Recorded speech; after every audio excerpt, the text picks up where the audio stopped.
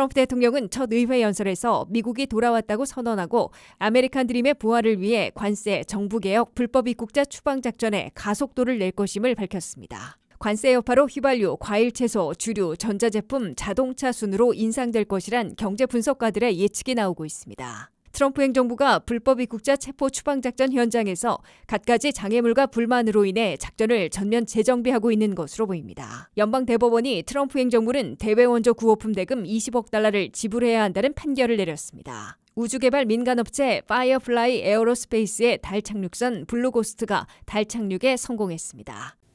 시청자 여러분 안녕하십니까? 워싱턴 뉴스 투데이입니다. 트럼프 대통령은 최장 기록을 세운 2기 첫 의회 연설에서 미국이 돌아왔다고 선언하고 아메리칸 드림의 부활을 위해 관세와 대대적인 정부개혁, 대규모 불법 입국자 추방 작전에 가속도를 낼 것임을 밝혔습니다. 최악의 설전과 충돌을 보여줬던 젤렌스키 우크라이나 대통령이 평화협상과 광물협정을 체결할 준비가 돼 있다는 서한을 보내왔다는 사실도 반기며 전했습니다. 한면택 기자의 보도입니다. And to my fellow citizens, America is back. 1시간 45분 동안의 최장 기록을 세운 도널드 트럼프 대통령은 2기 첫 상하원 합동회의 연설에서 미국이 돌아왔다고 선언하고 아메리칸 드림의 부활을 주제로 자신의 핵심 과제들의 가속 페달을 밟을 것임을 다짐했습니다. 트럼프 대통령은 취임한 지 43일 동안 이룬 성과는 과거 행정부들이 4년 동안, 8년 동안 이룬 것보다 훨씬 더 많다면서 미국이 돌아왔다, 아메리칸 드림은 멈출 수 없으며 우리는 이제 시작했다고 강조했습니다. 트럼프 대통령은 본격 꺼내든 관세 카드와 관련해 멕시코, 캐나다, 중국에 대한 관세 부과에 이어 4월 2일에는 자동차 25% 관세와 상호 관세로 이어질 것임을 분명히 했습니다. 특히 트럼프 대통령은 한국은 미국의 군사 도움을 받으면서도 우리보다 미국산에 대해 4배나 더 세금을 물리고 있다며 중국, 인도와 함께 불공정 무역 국가의 예로 꼬집었습니다. And South Korea's average tariff is 4 times higher. Think of that, 4 times higher. And we give so much help militarily and in so many other ways to South Korea, but that's what happens. 한미 자유무역협정으로 양국 간 자동차 관세는 없어졌으나 한국에만 있는 자동차 부가가치세 등 비관세 장벽을 겨냥해 4월 2일 한국 자동차에 대한 25% 관세 또는 상호 관세를 부과하게 될 것임을 경고한 것으로 해석됩니다.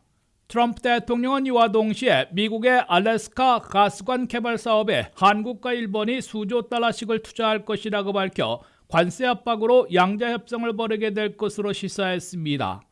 트럼프 대통령은 연설회장 연단에 나와 있던 일론 머스크를 일으켜 세우고 그의 노력으로 대대적인 연방 예산 삭감과 연방 공무원 감축 등으로 연방정부 개혁에 강공 드라이브를 걸 것임을 분명히 했습니다. Be ending the flagrant waste of taxpayer dollars, which is headed by Elon Musk, who is in the gallery tonight.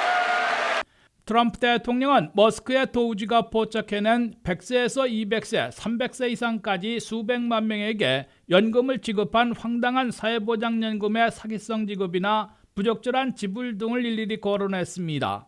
트럼프 대통령은 바이든 행정부가 악화시킨 최악의 인플레이션 잡기에 전력을 다하고 있음을 강조하고 높은 물가 속에 미국민들이 살아갈 수 있도록 연방의회는 소득세 감면 연장, 팁 소득 초과 근무 수당, 소셜연금에 대한 노텍스까지 감세안을 승인해달라고 요청했습니다.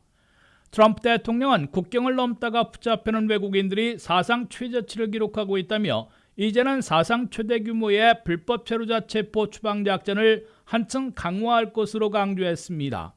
백악관 정상회담에서 전 세계가 처음 목격했던 설전과 충돌 모습을 보였던 젤렌스키 우크라이나 대통령이 소환을 보내와 평화협상과 광물협정을 매듭지을 준비가 돼 있음을 알려왔다면서 화를 풀고 누그러진 마음으로 재대면하게 될 것으로 예고했습니다. Ukraine is ready to come to the negotiating table as soon as possible. Regarding the agreement on minerals and security, Ukraine is ready to sign it at any time. 트럼프 대통령이 43일간의 첫 성과를 나열하자 연설 시작 5분 만에 민주당의 알그린 하원 의원이 야유를 보내 연설을 중단시키자 마이크 존슨 하원 의장의 지시로 연설회장 밖으로 퇴장당하는 사태를 빚기도 했습니다. 트럼프 대통령은 연설회장에 불체자에 의해 목숨을 잃은 조지아 간호대생의 어머니와 여동생을 초청했고 아버지처럼 경찰이 되고 싶다는 암투병 13세 소년을 비밀경호국 명예요원으로 임명하고 가족 대대로 군장교가 되려는 고교생에게 육사 합격 소식을 알려주는 장면 등을 연출했습니다. WKTV 뉴스 한면택입니다. 관세 여파로 미국 내 휘발유 값이 3월 중순에 갤런당 20 내지 40센트 오르기 시작하고 전체 식료품은 2에서 3% 인상되며 시간이 다소 걸리는 스마트폰과 랩탑 컴퓨터 등 전자제품은 11% 오를 것으로 경제 분석 기관들이 예측했습니다. 자동차는 가장 늦게 여파가 미치지만 가장 큰 폭인 $4,000 내지 $12,000 인상돼 자동차 판매가 둔화될 것이란 분석이 나오고 있습니다. 미국이 단행하고 있는 멕시코, 캐나다, 중국 등 3대 교역국들에 대한 관세 여파로 이들 세 나라로부터 들여오는 수입품이 42%를 차지하고 있어 가격 인상을 초래하게 될 것이란 분석이 나오고 있습니다. 미국민 가정은 올 한 해 가구당 $1,600에서 $2,000를 더 쓰거나 씀씀이를 줄이게 될 것으로 예일대 버짓랩이 계산하고 있습니다. 어떤 수입품이 언제부터 얼마나 가격이 오를지 경제 분석기관들이 잇따라 연구 보고서를 내놓고 있습니다. 첫째, 가장 이른 시일 내 여파를 체감할 품목은 캐나다와 멕시코로부터 수입해오는 원유와 정유 제품으로 25%가 아닌 10%의 관세를 물리고 있으나 미국 내 주유소에선 휘발유값 인상이 이번 주 안에 늦어도 3월 중순에는 현실화될 것이란 예상이 나오고 있습니다. 게스버디는 이번 관세 여파로 미국 내 휘발유 값은 동북부 지역의 경우 3월 중순에 갤런당 20 내지 40센트 급등할 것으로 내다보고 있습니다. 늦으면 3주 후에 여파가 미칠 휘발유 값은 중서부의 경우 갤런당 5 내지 20센트가 오르는 등 동북부 지역보다는 덜 오르게 될 것으로 게스버디는 예상하고 있습니다. 둘째, 신선과일, 채소, 육류와 맥주와 증류주 등이 그 다음으로 가격 인상이 현실화됩니다. 미국은 멕시코로부터 아보카도를 포함해 과일과 채소, 맥주와 테킬라 같은 주류 등 농산물들을 1년에 $450억 어치를 수입해오고 있습니다. 또 소고기와 돼지고기 등 육류, 곡물, 감자, 오일, 위스키 등 캐나다로부터 $400억 어치를 들여오고 있습니다. 연방의회 상하원 합동경제위원회는 전체 식료품의 가격이 2%, 신선 과일만 보면 3% 오르게 될 것으로 계산해 놓고 있습니다. 셋째, 주로 중국으로부터 많이 들여오는 스마트폰, 랩탑 컴퓨터, 비디오 게임 콘솔 등 전자제품의 경우 관세 부과 전 수입해온 재고들로 가격 인상까지는 시간이 다소 걸릴 것으로 보입니다. 그러나 머지않아 미국 내에서 전자제품 가격은 11% 오를 것으로 합동경제위원회는 예측해 놓고 있습니다. 넷째, 가장 큰 폭의 상승으로 시장 분위기가 급변할 자동차는 이번 관세 부과로 새 차 한 대 가격이 $4,000 내지 $12,000나 비싸질 것으로 앤더슨 경제그룹이 추산했습니다. 문제는 차 가격이 급등하면 소비자들이 차량 구입을 대거 미루게 돼 미국 내 자동차 판매가 급감될 수 있는 것으로 지적되고 있습니다. 자동차 제조사들과 딜러십들이 특단의 할인 프로그램을 가동하지 않으면 미국 내 자동차 판매가 얼어붙을 것이란 분석이 나오고 있습니다. 도널드 트럼프 대통령과 제이디 벤스 부통령까지 나서 부진한 불법 입국자 체포 추방 작전을 독려하고 있지만 현장에서는 갖가지 장애물로 난관과 불만이 커지고 있는 것으로 나타났습니다. 트럼프 행정부는 2배나 비싼 미군 수송기의 추방자 수송을 중단하고 관타나모 수용시설도 재고하는 등 2단계 불법 입국자 체포 추방 작전을 전면 재정비하고 있는 것으로 보입니다. 보도에 한면태 기자입니다. 도널드 트럼프 대통령의 최우선 과제 중 하나인 사상 최대 불법 체류자 체포 추방 작전에 대통령과 부통령, 정보수장과 국방장관, 국경총수 등이 총출동하고 있습니다. 그러나 현장에서 적잖은 난관에 부딪혀 2단계 작전 계획을 전면 재정비하고 있는 것으로 보입니다. 트럼프 대통령은 2기 첫 의회 연설에서도 바이든 행정부의 무책임한 오픈 보더 정책으로 물밀듯 들어온 외국인 범죄자들을 사상 최대 규모의 체포 추방 작전으로 매우 빠르게 내쫓을 것이라고 강조했습니다. Because of Joe Biden's insane and very dangerous open border policies, they are now strongly embedded in our country. but we are getting them out and getting them out fast.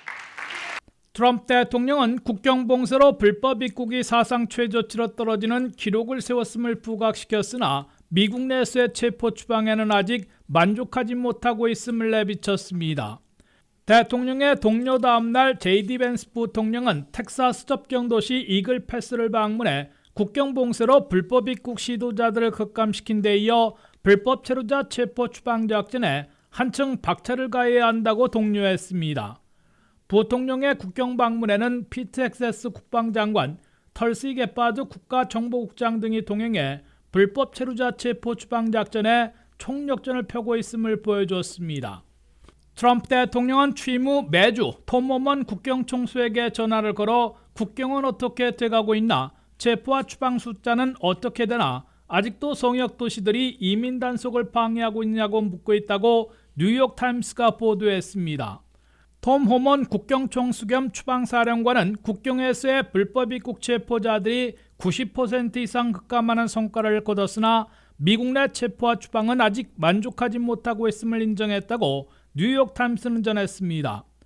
톰 호먼 총수는 현재까지 미국 내 체포 추방 작전을 통해 불법 체류자 2만 3천 명을 체포했다고 밝히고 체포를 더 늘릴 필요가 있다며 부진을 시인했습니다. 톰 호먼 국경총수는 현장에서의 실질적인 어려움으로 아이스의 예산 부족, 이민 구치 시설의 수용 능력 초과, 신병 이수를 거부하는 각국으로의 추방 지원 등 난관을 겪고 있다고 토로했습니다. 베네수엘라 갱단이 설치고 있다는 콜로라도로에는 수백 명이 투입돼 수일간 애쓴 끝에 30명을 체포하는 비효율적인 체포 작전을 펼칠 수밖에 없었다고 이민 단속 요원들은 하소연했습니다. 워싱턴 수도권에서 이민 단속에 동원된 FBI 연방수사국 요원들은 러시아 정보 요원 등 국가안보 위험 인물들을 추적해야 하는데 불법 체류자들을 붙잡기 위해 수많은 시간을 쏟아야 한다고 불만과 우려를 토로했다고 뉴욕타임스는 전했습니다. 트럼프 행정부는 결국 2단계 불법 체류자 체포 추방 작전에서 비효율, 고비용이 드는 방법을 중단하는 등 전면 재정비하고 있는 것으로 보입니다. 미 국방부는 추방 대상자들을 수송해온 미군 C-17 수송기를 운항하는데 시간당 17,000달러로 아이스 전세기 8,500달러에 비해 2배나 비싸기 때문에 일단 중단시켰습니다. 동시에 쿠바 관타나모 미 해군 기지에 3만 명을 수용할 텐트 시설을 세우는 작업도 재고하기로 했습니다. WKTV 뉴스 한면택입니다. 연방대법원이 트럼프 행정부는 대외 원조 구호품 대금 20억 달러를 지불해야 한다는 판결을 내려 본안 소송에선 첫 패배를 안겼습니다. 보수파 대법관들 가운데 존 로버츠 연방대법원장과 에이미 코니 베럿 대법관이 진보파 3명의 가세에 이미 사들인 대금에 대해선 지불해야 한다고 판시했습니다. 100건 이상의 소송을 당하고 있는 트럼프 행정부가 최고의 법원 연방대법원에서 본안 소송에서는 첫 패배를 당했습니다. 연방대법원은 5대4로 팽팽하게 엇갈린 결정으로 트럼프 행정부가 동결한 대외 원조 대금 20억 달러를 지불하라는 연방지방법원의 판결을 뒤집어달라는 긴급 요청을 거부했습니다. 연방대법원은 연방지방법원은 구호품을 이미 받은 계약사들에게 대금을 지불하라고 명령할 수 있다며 하급심 판결을 유지한 반면 트럼프 행정부에게는 일격을 가했습니다.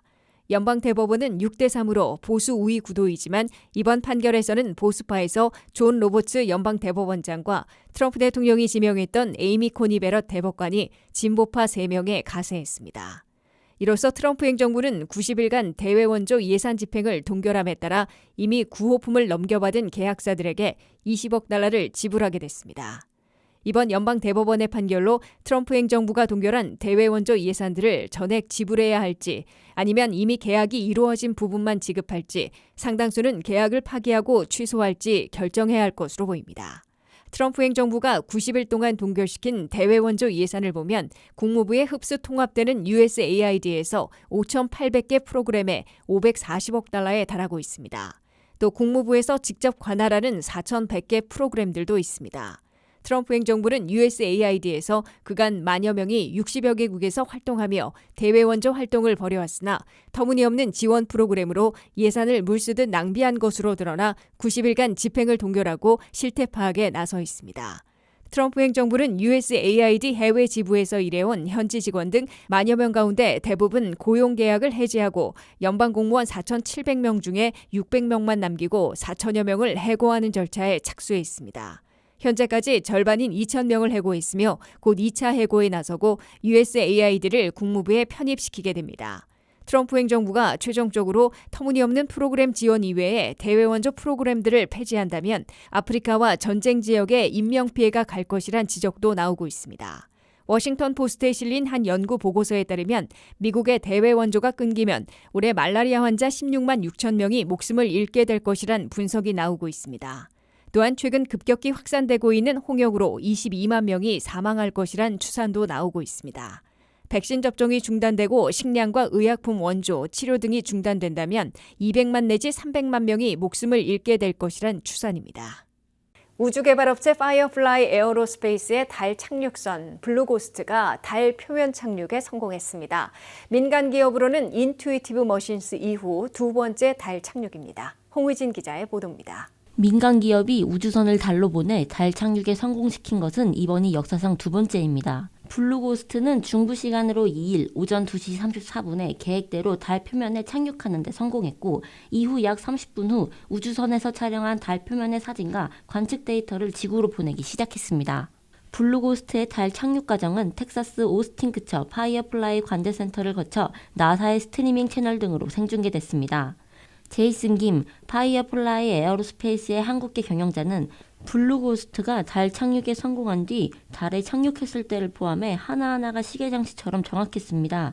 우리는 달 흙먼지를 부츠에 묻혔습니다. 라고 말했다고 전했습니다. 앞서 다른 민간 우주기업 인투이브스 머신스가 지난해 2월 오디세우스를 달 남극 인근 지점에 착륙시켰습니다. 다만 당시 오디세우스는 달 표면에 착지하는 과정에서 한쪽 다리가 부러져 옆으로 넘어지는 바람에 수명이 단축되고 임무를 완수하지 못해 부분 성공으로 기록됐습니다. 그에 비해 이번 블루고스트는 완벽하게 달 착륙에 성공했다고 회사 측은 밝혔습니다. 민간 달 탐사 역사에 또 하나의 역사를 세웠다는 평가를 받고 있습니다. 조앤 컨스 나사의 탐사 부분 책임자는 블루고스트의 달 착륙 후 기자회견에서 오늘 파이어플라이가 보여준 것은 쉬워 보이지만 사실은 엄청나게 어려운 일이라고 말했습니다. 이어 나사가 2018년부터 추진해온 모델이 성공적일 수 있다는 증거이기도 하다고 전했습니다. 나사는 달 탐사선을 직접 개발하기보다 민간 업체들이 서로 경쟁하면서 개발하는 방식이 더 저렴하고 빠르게 성과를 낼 수 있다고 보고 2018년부터 민간 달 탐체제 수송 서비스 프로그램을 시작해 여러 업체와 계약을 맺었습니다. 이 프로그램을 통해 파이어플라이까지 총 3개 업체가 달 착륙선을 발사했습니다. 파이어플라이는 나사와의 추가 계약에 따라 내년에 달의 뒷면에 탐사선을 착륙시키는 임무도 시도한다고 말했습니다. 최근 몇 년 사이 미국을 비롯해 세계 주요 국가의 정부와 민간 기업들이 달 탐사에 경쟁적으로 뛰어들면서 달 궤도가 점점 더 붐비고 있습니다. WKTV 뉴스 홍호진입니다. 이상으로 워싱턴 뉴스투데이를 마치겠습니다. 시청해주신 여러분 고맙습니다.